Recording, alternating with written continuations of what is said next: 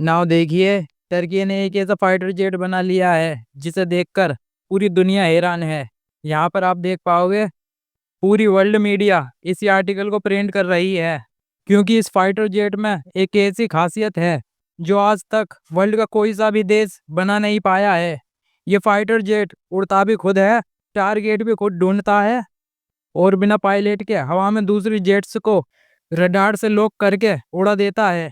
Now देखिए, Turkey ने अपने अनमैन्ड फाइटर जेट किसी एल्मा का एक ऐसा टेस्ट किया जो आज तक दुनिया में किसी भी कंट्री ने सक्सेसफुली नहीं किया।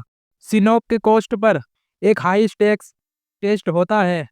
समुद्र के ऊपर फायरिंग रेंज सेट की जाती है और किसी एल्मा को एक जेट पावर्ड एरिया टारगेट को ढूंढकर उसे गिराने का मिशन दिया जाता है। और यहाँ शुरू होता है असली मैजिक। किसी एल्मा अपने ऑनबोर्ड असेल्सा मुराद AESA रेडार से दूर आसमान में एक high speed jet target detect करता है और फिर रेडार उस टारगेट को लॉक करता है और फिर किसी लेल में अपने विंग्स के नीचे लगे बियॉन्ड विजुअल रेंज गोगडोगन मिसाइल को फायर करता है। मिसाइल हवा में से सीधे जाकर टारगेट ड्रोन को हिट करती है। एक perfect kill shot.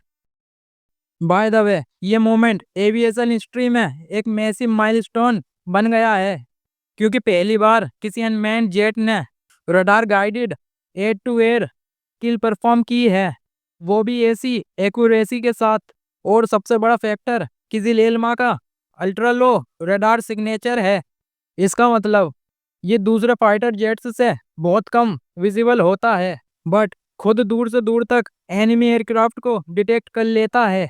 In simple words, sees without being seen, strikes without being shot it. ये फिफ्थ जेन फिलोसफी को अनमैन्ड लेवल पर लेकर जा रहा है। अब किसी लेल में सिर्फ एयर टू ग्राउंड ही नहीं, बल्कि pure air to air combat में भी इंगेज कर सकता है। मतलब फ्यूचर वॉर्स में पायलट की जरूरत ही नहीं होगी।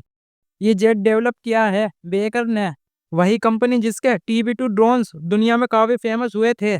और इंटरेस्टिंगली, बेकर ने सिर्फ 2023 और 2024 में $1.8 बिलियन के ड्रोन्स एक्सपोर्ट किए हैं।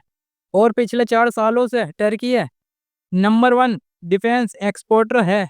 तो हमारे लिए एक बात तो क्लियर है, फ्यूचर ऑफ एयर कॉम्बैट बिना पायलट के होने वाला है और टर्की इस रेस में बहुत आगे निकल गया है। वैसे आपको क्या लगता है कि टर्की को अपना ये किसी लेलमा जेट किस कंट्री को मदद के रूप में देना चाहिए? नीचे कमेंट में बताएं।